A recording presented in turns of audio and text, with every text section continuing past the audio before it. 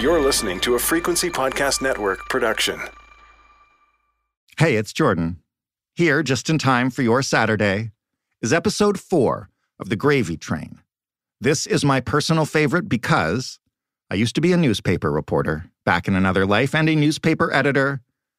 And these people, who you'll hear from in this episode, are some of the best reporters in the city of Toronto, and they uncovered some of the city's biggest secrets.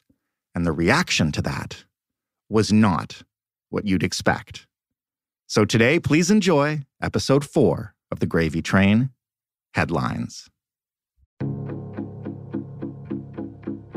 It's just lies after lies and lies. And I've called you pathological liars, and you are. So why don't you take me to court? 80% of them are nasty son of a guns. Bunch of maggots. You called the media liars yesterday. Can you tell us what we're lying about?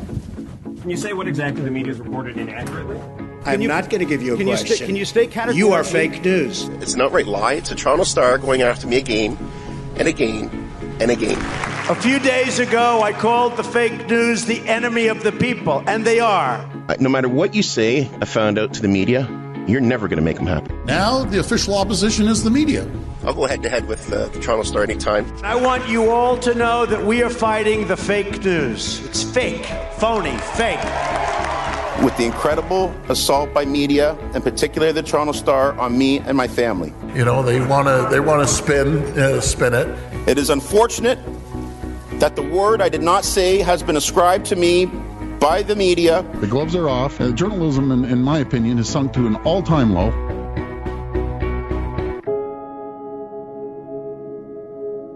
I'm Jordan Heath Rawlings. This is The Gravy Train.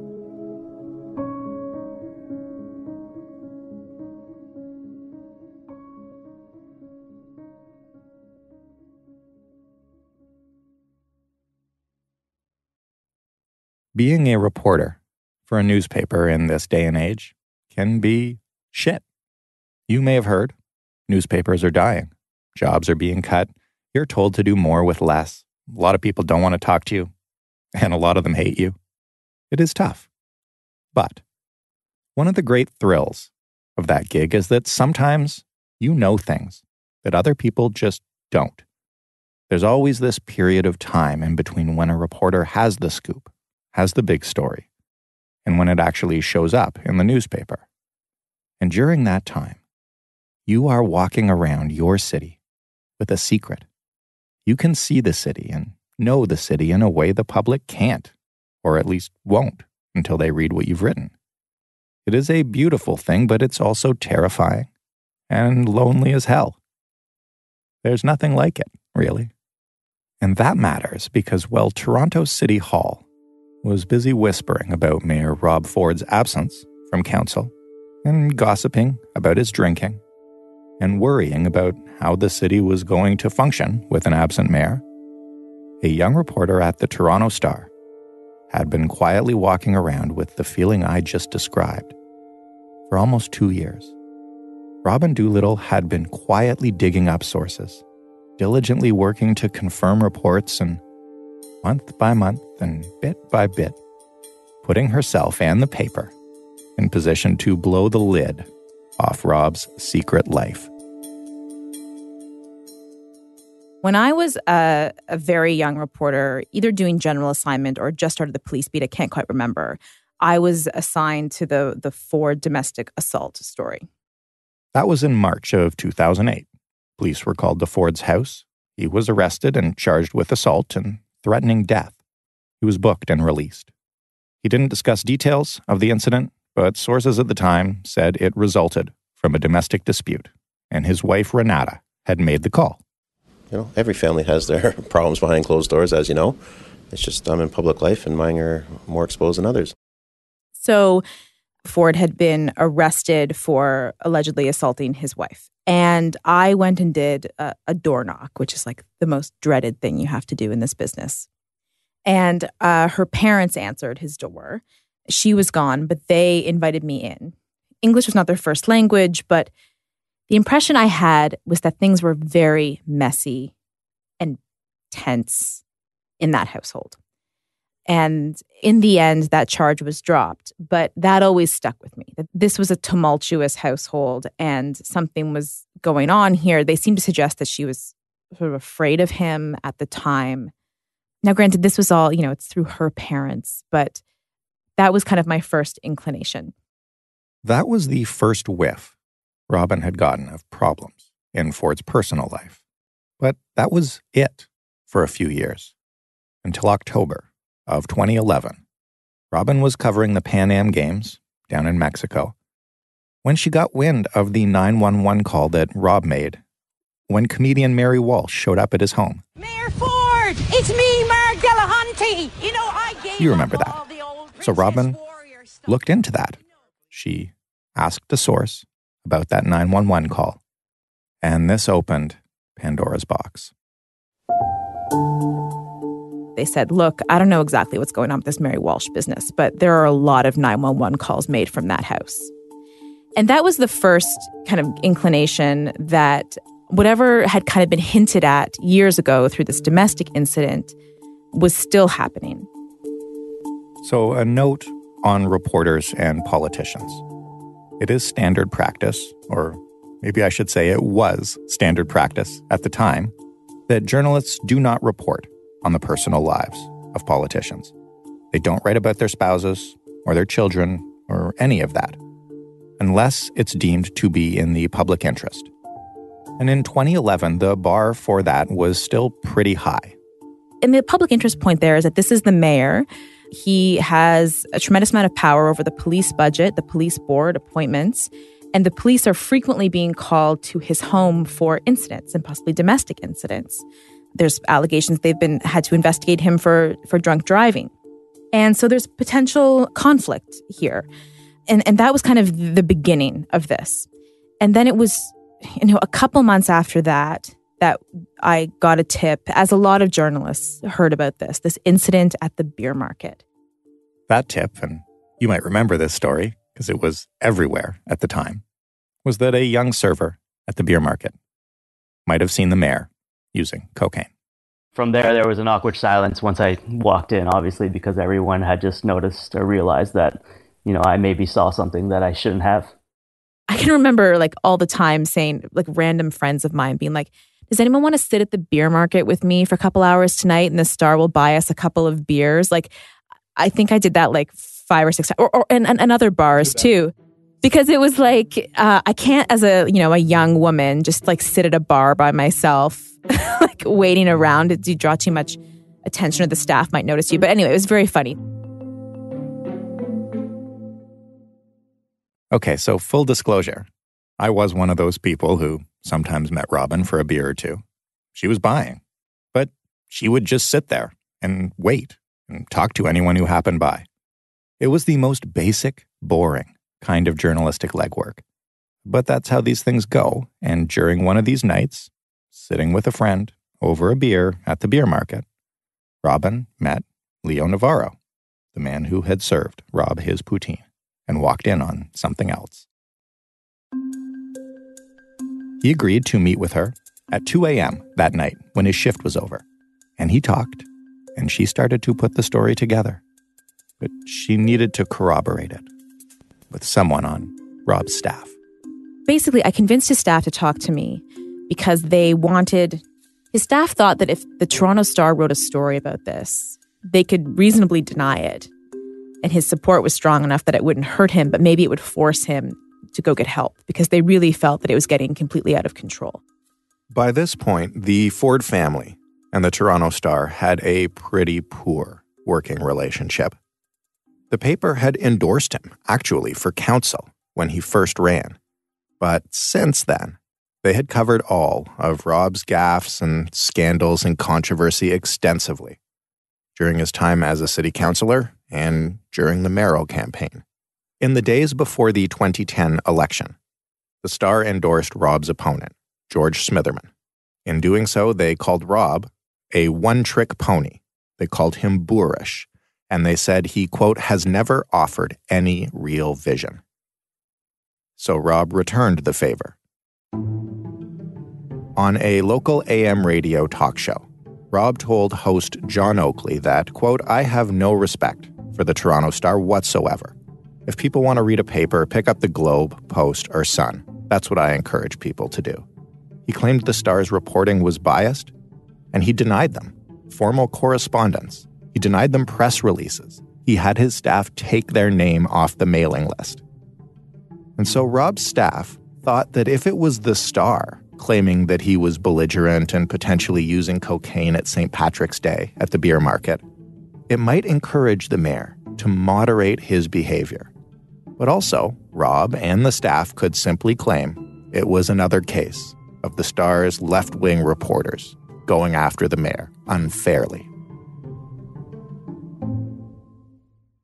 At one point, the Star did get close to running a story, but in the process of at the very end of that reporting is when the mayor attacked Daniel Dale. Okay, I will quickly tell you the story of Rob Ford and Daniel Dale. It is one of the uglier chapters of this whole saga. It could be its own episode. But nobody wanted to revisit it. And I don't either, but I will just give you the facts. It began when Rob wanted to expand his personal property by buying some parkland that was next to it, parkland that was owned by the City of Toronto. And since Rob ran the City of Toronto, you can imagine this raised a few conflict of interest questions. The Star got wind of it and they sent a reporter, Daniel Dale, out to the public land to look at it, to take some pictures, to see what Rob's city would potentially be selling to Rob's family. And Rob saw Daniel from his backyard, and he ran out and confronted him. He grabbed his phone and he began screaming at him. It almost got physical. And Daniel Dale reported all of this in the Toronto Star, and when he did, Rob made public comments that accused Dale of looking at his kids, insinuated that he was a pedophile. And so Daniel Dale sued him. This is one of the few times that Rob apologized. I want to take this opportunity to clarify my comments made in an interview with Conrad Black and to apologize to Daniel Dale for the way in which the media has interpreted my statements. I never called Mr. Dale a pedophile. I have never used that word to describe Mr. Dale. I do not believe Mr. Dale is a pedophile, nor did I intend to suggest that in my comments. My comments to Conrad Black were in context of my worst experiences with the incredible assault by media, and particularly the Toronto Star, on me and my family. It is unfortunate that the word I did not say has been ascribed to me by the media, but I wish to sincerely apologize again to Mr. Dale if my actual words have caused him any harm or personal offense. The end result of this was an even larger and more public fight between the city's biggest paper and its biggest politician.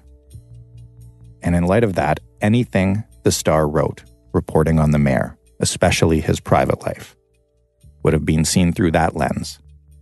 So they backed off on Robin's story. Things moved on, months went by. I kind of thought it's never going to run. And then Sarah Thompson accused the mayor of groping her at an event. Sarah Thompson was a local politician. She'd been a city councillor, and she was among the huge field who had run against Rob in 2010. But in March of 2013, she ran into Rob at an event for a Jewish political group. And after the event, on Facebook, she wrote, "I thought it was a friendly hello to Toronto Mayor Rob Ford until he suggested I should have been in Florida with him last week because his wife wasn't there. Seriously wanted to punch him in the face. Happy International Women's Day." She included a photo of the two of them at the event, Rob with his eyes shut and his mouth hanging open and a sweat stain spreading across his white button-down, and Sarah wearing a strained smile and dreadlocks hanging down over her black lace dress. They both look uncomfortable. And later, Sarah told reporters, Usually, Mayor Ford is professional. He's a gentleman, and he doesn't act that way. So I kind of did a double take, and then someone said, "Get a picture."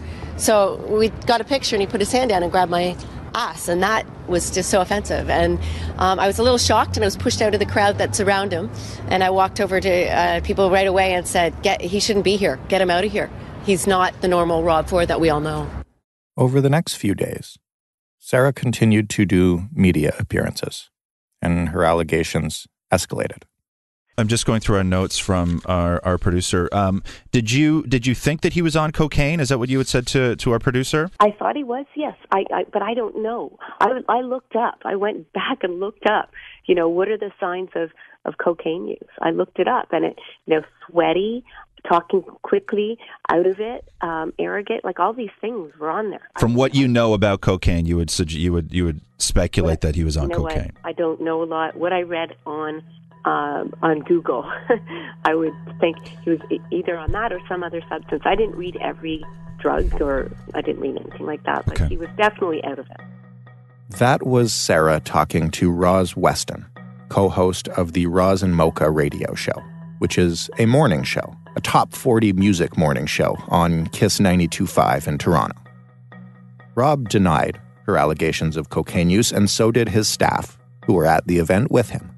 She's making a lot of allegations. She hasn't got any evidence so far that I can tell to back any of them up. In fact, everyone that she said that I've heard so far has been pointedly untrue. Other people began to talk about the incident too. A counselor from the local city of Richmond Hill, who had been talking to Thompson at the event, later told a talk radio station, News Talk 1010, that Thompson had said to him that she was going to, quote, "go upstairs. I'm going to use my friend here to get a picture with Rob to use against him in the next campaign." And look, what you need to know here is not who to believe, but you need to know that this story, unlike all the rumors and whispers and gossip at City Hall, was playing out very publicly. It was on major morning shows across the city, music morning shows, top 40 shows. When regular citizens call into their radio stations to offer up opinions on whether or not the mayor was using coke, or whether or not the mayor had his hand on a colleague's ass, that bar that I talked about earlier, about personal lives being off limits unless it's in the public interest, that bar has been cleared. The public nature of the Thompson allegations were the last push that the Star needed to finally run everything. So Robin had been looking into the rumors of Rob's public intoxication at the Garrison Military Ball a couple of weeks earlier. Now he had been publicly accused of using cocaine and groping a former political rival. Robin teamed up with an investigative reporter at the paper, and together they reported on those incidents. She'd also met Leo, you remember, and she'd put his story together by then. So they included Rob's behavior at the beer market on St. Patrick's Day. It was all in there. All the whispers and the gossip on the front page on March 26th, 2013. I remember not sleeping the night before. I remember hearing the newspaper hit my door in the morning. And it just, it was the longest thing I'd ever worked on at that point. I think it was a few days later. I know it was April Fool's morning. I got a call on my cell phone from a number I didn't recognize. And that was this guy saying, "I have a video of Rob Ford smoking crack. Do you want to see it?" And so a lot of the backlash that happened after the Garrison Ball story, I kind of didn't notice or pay attention to because I was so consumed by this other story. This other story. The man on the other end, that phone call, was Mohammed Farah. And here is where we can actually leave behind a lot of the whispers and the gossip. And we can start to tell you this story with reported journalism and court documents. It was Easter Monday, April 1st, 2013, when Robin met Farah at a soccer field in a West End Toronto park. He took out an iPad and he showed her a photograph. It's a famous photograph now. It features Mayor Rob Ford with 3 young men standing in front of a yellow brick bungalow. Farah called it, quote, a crack house. One of the men in the picture was Anthony Smith, a member of a street gang called the Dixon City Bloods. He had been shot dead 4 days before Robin met Farah. Farah told Robin that he was acting on behalf of a drug dealer, a man he'd met through his work in the community. He said that the dealer was a good kid, but had gotten messed up in the drug culture and he wanted out. The picture of Ford and Anthony Smith was important because this dealer who wanted out was a good friend of Smith's, and his murder had shaken him. So to get out of the game, he needed money.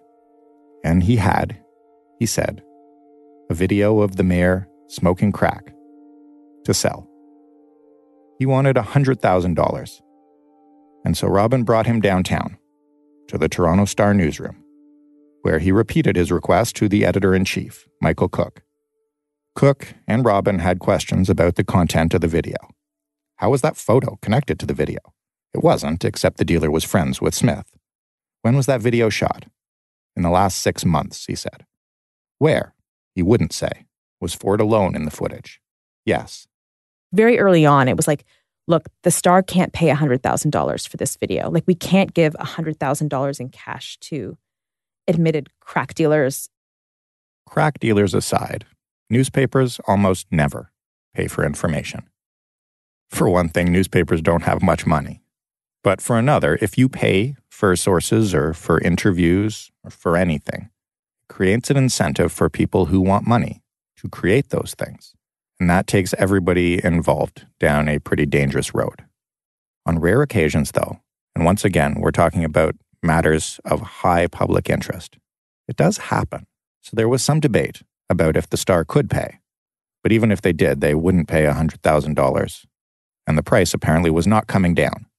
And anyway, before they could even talk money, they needed to investigate these claims and see if the video was real. So I met my colleague Kevin Donovan, who ran the investigations team at the Star.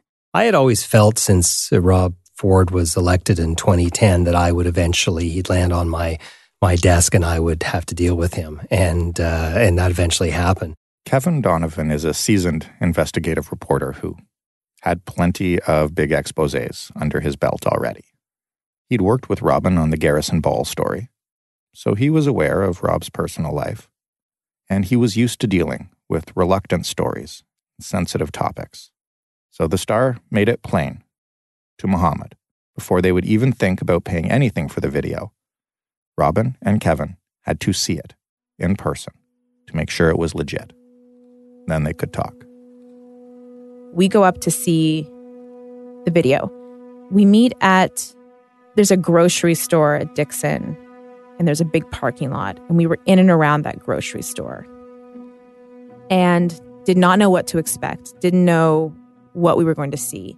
Wasn't sure if the guy would show, because he'd flaked several times at this point. But we'd never gotten this far. And at this point, he wasn't backing out. And we're sitting in Kevin's car and just waiting and waiting. And I think he was a little bit late. And finally a car pulls up beside us. And it's the contact that I've been meeting with for several weeks now. And this was the broker. And our instructions from the broker were not to take any cell phones, no recording devices, no cameras, and to get in the car, and he was going to take us somewhere. And I think Kevin convinced him that he needed to bring something with him so that he could be in touch with his kids or something like that. But otherwise, we had to leave everything in the car. And so we did that. And we're driving in the car. I was in the back seat, and Robin was in the front beside the broker. And he drove us just a couple of blocks. And so we drive into this building. It's actually a condominium building. And it was about 11 o'clock at night. It was a very busy parking lot, a very almost festive atmosphere. There were a lot of people out, cars coming and going, and seemed like a nice place, not a scary place at all. People often ask me, like, oh, were you afraid at that time? Or, like, what were you thinking? And honestly, I was just, the only thing I was afraid of is that I'd got the paper involved in a very messy wild goose chase. Like, that is all I was thinking, was like, I hope this is real. Like, that it was the only thought in my brain. I didn't really care about anything else at that point. Eventually, the door beside me, I'm in the back on the right, the door on the left opens and a fellow gets in. And he's looks very nervous. And we start talking to the broker, and the fellow beside is not saying anything. And the broker eventually convinces him. He says, I want you to show this video to these reporters. He looked very nervous. He had this iPhone. He wanted to hold it. He wouldn't let us hold it. And he says, no volume. That produces another discussion that Robin and I are having with the broker and this fellow. And eventually, he lets us hear the volume. And we start watching it. I thought this video was real, but I was very much expecting, like, dark, grainy. How would we be able to tell it was him? And he finally flipped on the phone, and it was just very obvious it was Rob Ford smoking crack. Like, that is what just kind of struck me. Like, oh my God, like he's perfectly framed in this photo. It almost looked like staged in some way. I mean, obviously it's not staged, because why would the mayor stage this of himself? But like, how could he not have noticed this person filming him? He's like squared up and everything. I can honestly tell you that as soon as I saw it, and I know as soon as Robin saw it, we knew this was a real video, and that was Mayor Ford, and apparently smoking crack. And I just remember at the time, because we weren't allowed to take notes or anything, and just trying to repeat things in my head of what I saw. Like, white shirt, glass tube, black at bottom, trying to repeat phrases he was saying, but it was very hard to follow because he was kind of mumbling, and he was very high, and so nonsensical words don't connect into sentences, are hard to remember, like that sort of thing. He's slurring his words. It's really, really hard to hear him. And in fact, it was even unclear in the video. He slurred so much. At first, it seemed like he was saying Pierre Trudeau, the former prime minister, Justin Trudeau's father, was a fag. And then we thought, no, he was saying Justin Trudeau, which would make more sense. I think we watched it 3 times, and then the guy ran out, left, and our contact drove us back to the car. And Kevin and I didn't really speak. We both pulled out our notepads and kind of wrote up what we could remember before speaking to one another from the video. The crack video was real. But the Star also decided it simply couldn't pay for it. The tensions between the mayor and his supporters and the paper were so high already, it was already so personal, that forking over money for a damaging story would have done more harm than good. So they tried to convince the men to give them the video for free. And the men said no. So while the Star tried to figure out what to do next, everything shut down. And that feeling that I described at the very beginning of this episode, walking around with a secret, that was Robin. Those were the most lonely, awful weeks. Like, I remember a day or two later, because I'm still doing my City Hall reporting job, and someone was doing some sort of protest about vegetables. It was just a very activist-y, earnest, granola, whatever. They were trying to get people to eat healthier, I think. I can't even quite remember, but I know I wrote a little story about it because it was a very slow news day. And I think I called them guerrilla vegetable activists or something like that. And they called me the next day, just irate, because they're like, you are telling people we are using guns.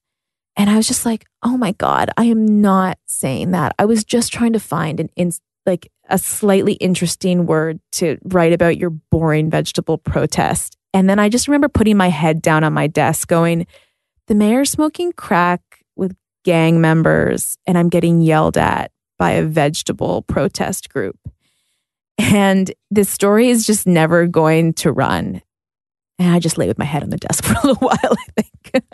While the Star was carefully debating whether or not to run the story and how they'd write it if they did, and how to describe the video when you couldn't show it to anybody, a notorious American tabloid website was doing absolutely none of that And Jonathan Goldsby, the guy we met last episode, who had been tracking Rob's movements on social media, was getting out of a cab one night on his way to a book launch in Toronto. As I was getting out of the cab, or maybe as I was paying, I checked Twitter and I saw a friend tweet the link to this Gawker story, for sale, a video of Rob Ford smoking crack cocaine. So I ran across the street into the restaurant, which is up on the second or third floor. I remember seeing friends leaving the launch in like the stairwell, and they're like, Rob Ford smokes crack or something like that. And so I get up there and I see Robin. He ran over to me or something and was like, have you seen this? And like showed me his screen. And I remember just being like, oh shit. Or I probably said a worse word than that. And I like dove under this table, grabbed my purse and ran. I don't think I'd ever seen anyone leave a room more quickly. Because I'd also seen Michael Cook, the editor-in-chief of The Star, was at this book launch, but he'd left 30 seconds before this. And I ran out the doors and I'm running down this like staircase, and there's this giant window that overlooks the street. And I see Michael getting into a cab, and I just started like banging on the window like a crazy person and just screaming at him. And he happened to notice me up like a story or two banging at the window. And I just was like, motioned to him like, wait. And then I ran down the rest of the stairs. I just like ran out on the street and I'm like, Gawker has published the crack video story. And he just said, okay, get in. We're going to the Star. And we got in the cab. He called Kevin. At the time, I was a competitive soccer coach, and I had my team on the field just finishing a practice when I got a call to come into the Star because Gawker had published. And that was the beginning of a very difficult and eventful and exciting night. The Star's story about what Robin and Kevin had seen, about the video, about everything was published online late at night on Thursday, May 16th of 2013. And of course, it was the front page of the paper the following morning. Gawker had published, you remember, the night before. Both stories featured the exact same photo at the top of them, the infamous photo, Rob posing with Anthony Smith and two other young men outside of a yellow house late at night. The Star's headline was Ford in crack video scandal. And Gawker's was even more direct. For sale, a video of Toronto Mayor Rob Ford smoking crack. And those stories landed, and then all hell broke loose. And Kevin Donovan remembers the next morning. I always answer my phone, and I mean, I think we probably all went home from the Star around 2 or 3 in the morning, and at 6 a.m., and maybe a bit before, I was called by some of Toronto's radio stations. And in one case, I did not immediately realize that I was live, and they were at me and very tough. How dare you write this about Mayor Ford, and you have no proof. The Star, after all, did not have the video, and Rob denied the allegations. Number one, there's no video, so that's all I can say. You can't comment on something that doesn't exist. I take pictures with everybody. Rob and his brother Doug had a weekly radio show on a local news talk station. The week after the crack video story was published, they tore into the media in general and into the Toronto Star in particular. No matter what you say, I found out to the media, you're never going to make them happy. You can give them 10 bars of gold, and they're going to want, why don't I get 15 bars of gold? Well, you know what, folks, that's the media that we have, unfortunately. And they're all getting painted with the same brush. 80% of them are nasty son of a guns. Bunch of maggots. Sorry, I shouldn't have said that, but anyways, I've addressed these allegations, and it's unfortunate that you get put in this situation, but we're moving forward. I can assure you. I never start a fight, but when someone comes up and punches you in the head 15 times, tries to attack your credibility, your character, try to go after your family's character, Rob, you got thick skin. You got a skin on you like an alligator. I'm first to admit, I go swinging back. The gloves are off. Journalism, in my opinion, has sunk to an all-time low. That rhetoric might sound familiar to you. The Ford brothers had decided that the best reaction to this scandal was to simply claim it was untrue, that the media was making it up. There's a reason this tactic has now become so familiar. It works. 2 weeks after the crack video story broke, Ipsos Reid, a Canadian polling firm, found that 1/2 of Torontonians thought the Star was fabricating the story because they didn't like Rob Ford. For me, I will never, this will be a thing that changed my perspective as a journalist and will, impact my career the rest of my life. That poll that came out after the crack video that showed half of the largest city in the country, educated, progressive, thought that the Toronto Star fabricated the crack story. Like that a mainstream newspaper would sit down in the hours after an American site, Gawker, publishes this crazy inflammatory story, that the Star would sit down and go, oh, shit, like, we should say we have this too. Bang out 1,500 words on this and print it in an hour. Like, is astonishing to me that people could be that media illiterate, that they think that could possibly be a possibility. And the fact that half of this city thought that we were making it up just stunned me. And it really dawned on me at that point. Like, people have no idea what we do, how we do it, and how newsrooms work. Like, newsrooms are not organized to pull off that kind of conspiracy. Hundreds of thousands of people in Toronto did not believe the video was real. And even among thousands who did, many of them defended Rob. They said that this had nothing to do with his job at City Hall, that as long as he was stopping the gravy train and cutting the waste, it was his personal life. Why should they care what he did the rest of the time? I'm a journalist, and it hurts me to tell you this, but the Star did everything right reporting this story. And while history has proven them correct, in the moment, they were losing the battle. Rob had figured something out about the media.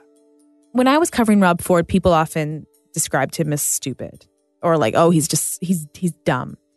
And I always said, I don't think Rob Ford is dumb. I think he has a lot of political brilliance in him. I think he was very good at reading the public and knowing what would play well. And what he did by framing the Star as the opposition was a very effective, unethical, not right, but effective tactic. And that's obviously what Trump has done now with all media. And what it does is it puts media in this position where we kind of have to defend ourselves.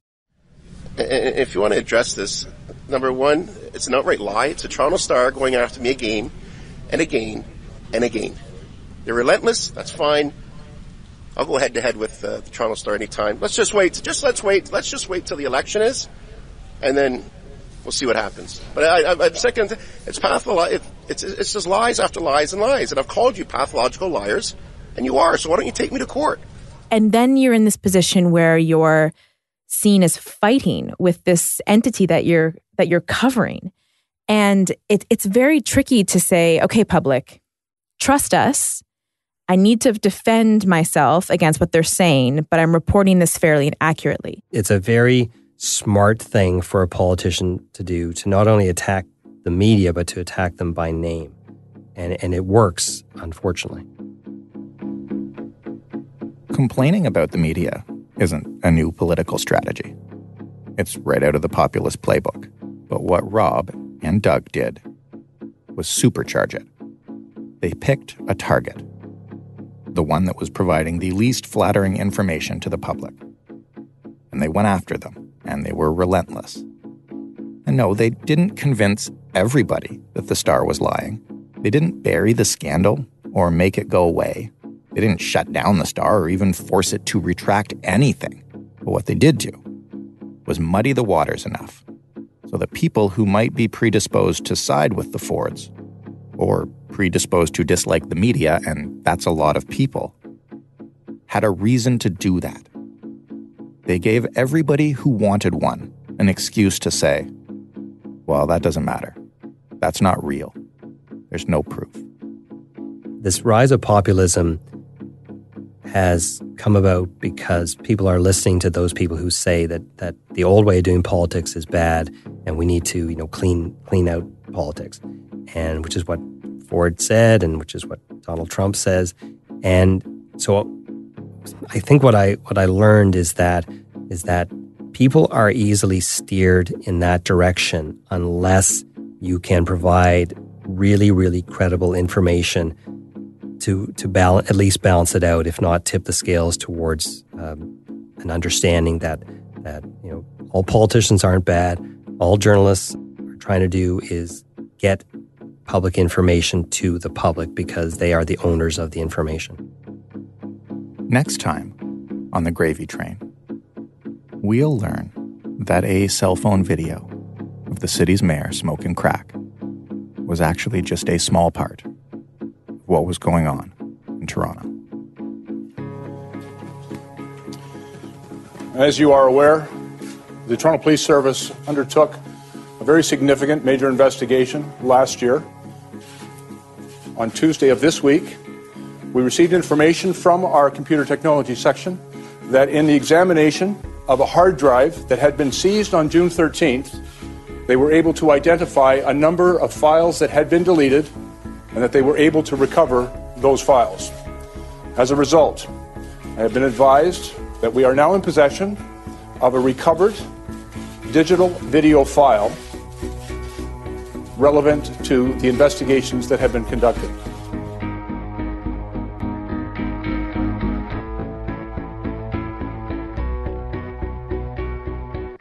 The Gravy Train is written and hosted by me, Jordan Heath Rawlings.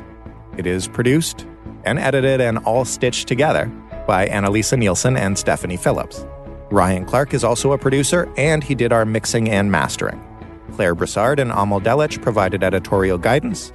Rob Purchase and Daniela Giantomasso provided archival sourcing. A lot of our research for this episode, in particular, came from Robin Doolittle's excellent book, Crazy Town, on the Ford family and his years in power.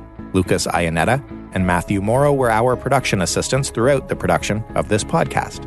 And this podcast, The Gravy Train, is a part of Frequency Podcast Network. You can find this and the other podcast I host called The Big Story and all of our other brother and sister podcasts at frequencypodcastnetwork.com or wherever you get podcasts.